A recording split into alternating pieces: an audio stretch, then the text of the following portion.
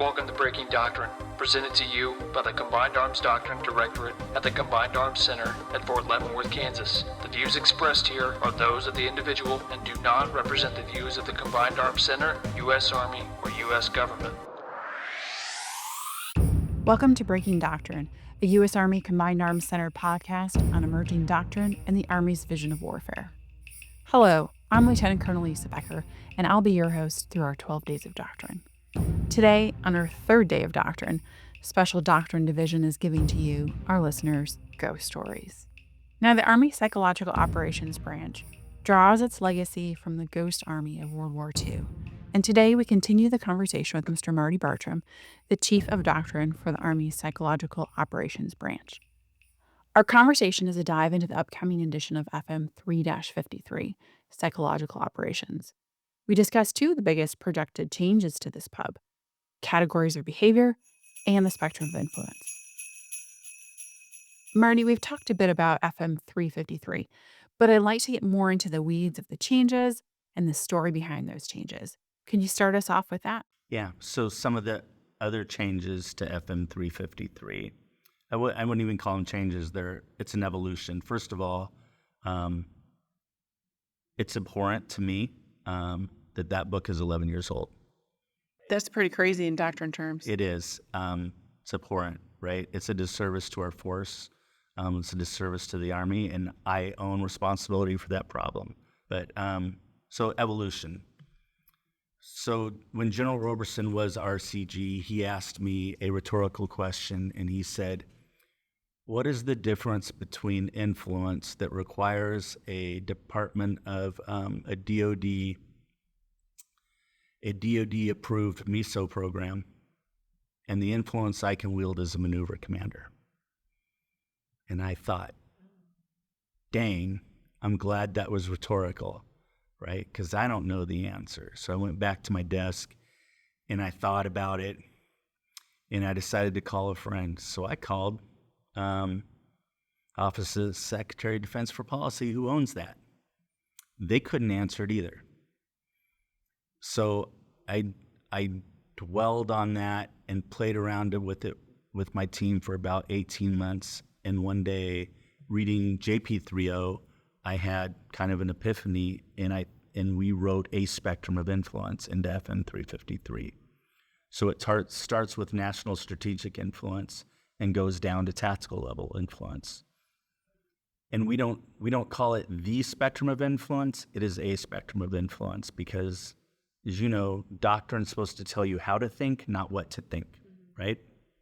So we're giving folks a way to think about influence. So we walk these four echelons essentially within the spectrum of influence, from tactical influence to national strategic. And when we think about national strategic, we're thinking about those things that are protecting U.S. interest, right? So and then the step below that are those things implemented through is the M in DIME, so the implementation of a combatant commander campaign plan. And then below that are the individual operations and missions that achieve supporting objectives to those campaign plan objectives. And at the bottom echelon, you have tactical level influence, which I think any commander, any leader for that matter, can wield, right? Just like tactical deception doesn't require any special authorities to conduct. A infantry squad leader can influence his battle space in just the way he talks to civilians, right? In a bunch of different ways by posture.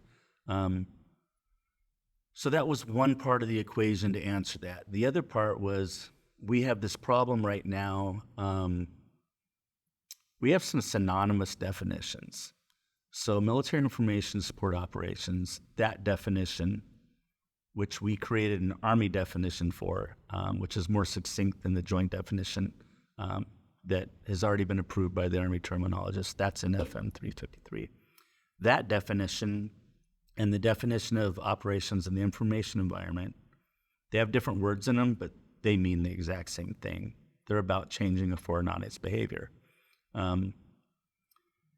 So as I thought about that, and talked to, again, OSD policy folks about the need to rectify that. The word that's not defined by the military anywhere is behavior.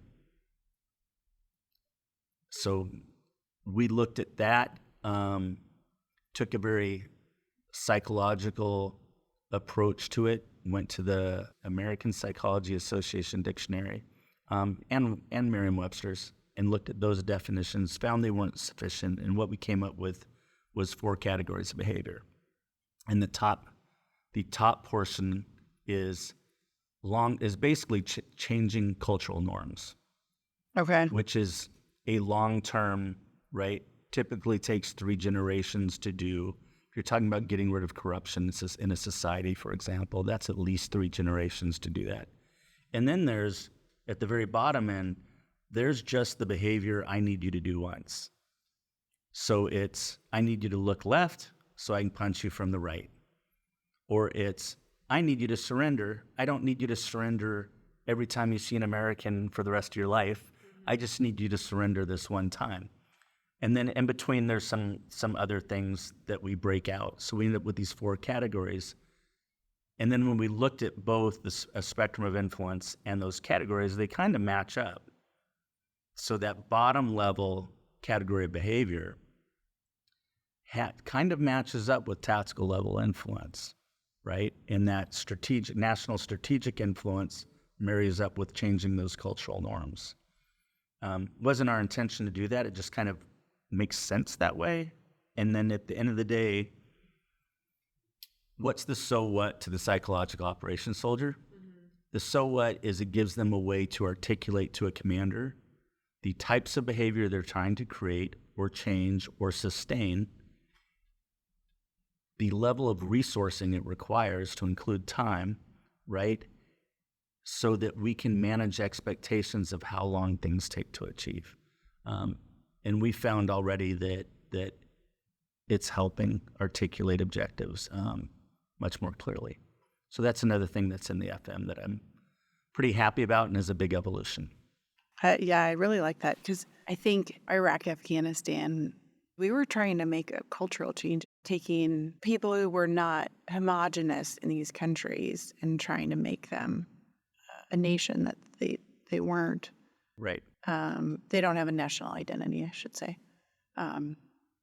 So that you put that construct on that, and that makes a lot of sense to me. Yeah, and it's, if you're put it in those terms to a senior leader, a commander, a JTF commander, land component commander, I think they better understand how long it's going to take to achieve some of things. For us, some of our supporting psychological objectives, which are a specific behavior for a specific target audience, can take 3 years to achieve. But if your unit's rotating 6 months at a time, how do you measure progress? So a couple of years ago, we introduced intermediate psychological objectives, which is tied to our hierarchy of psychological effects model. And that has paid dividends as well. So we codified that. That was in a technical manual. We codified it in the FM, so it has a doctrinal foundation. And we have found that introducing that has really been instrumental in conducting assessments. If you're rotating on a 6-month basis, you can actually achieve something during that rotation. Yeah. So you don't come home feeling like you don't know what it is you just spent 6 months away from your family for. And in some cases, units have been able to determine that they will never get the target audience to the required behavior because the conditions on the ground are outside of their control. So a really easy one that I use all the time is, so we want you to quit growing coca, right? And we want you to grow coffee. Well, you have every intent of doing that, but you would prefer to do that, but you have no intent to do that. Because if you do, the cartel is going to kill your family. Well, I'm never going to get you to that behavior until I can get the partner nation to change the conditions on the ground, right? But if I can articulate that to the commander, I can't change these conditions. That's how you energize a whole of government approach, right, and other government agencies to come in with their toolkit and their resources to change conditions so that we can reach a military objective.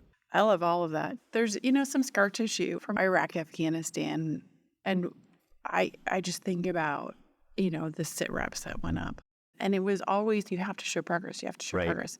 And I think there's a lot of veterans out there who feel that way, that we at the tactical level were influenced to make our assessments look good, to make sure, showing that. That's not new, right?